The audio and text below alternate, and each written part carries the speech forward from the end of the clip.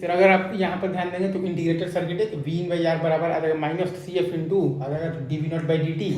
तो V not आ जाएगा हमारे पास minus one by R into C F into integral of the V in into D T. और गेन हमारे पास आ जाएगा one by omega into R into C F, मतलब कि one by two pi F into R into C F. Gain को X C by are भी लिख सकते हैं, और डेसिबल्स में लिखिएगा तो 20 लॉग आ जाएगा हमारे पास one by two pi F into R into C F, मतलब कि माइनस 20 लॉग आ जाएगा two pi R into C F, minus आ जाएगा बेसिकली 20 लॉग एफ।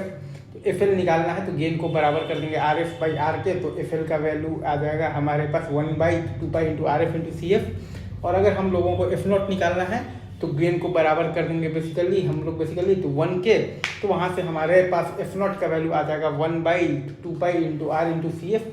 तो एफ एल आ गया है, एफ नॉट आ गया है, एफ एल आ गया है one by two pi into R F into C F, और एफ नॉट आ गया है one by two pi into R into C F. और एफ एस जो सोर्स का फ्रीक्वेंसी है, जो इनपुट फ्रीक्वेंसी है, वो हम लोग जानते हैं कि is greater than equal to होना चाहिए हमारे पास बेसिकली 10 टाइम्स एफ एल। और ग्राफ में मैंने आपको बेसिकली एफ एल और एफ नॉट और आर एफ बाई आर दिखा रखा है। अगर एफ एल से कम फ्रीक्वेंसी लेंगे तो हमारे पास वो काम करेगा बेसिकली एम्पलीफायर की,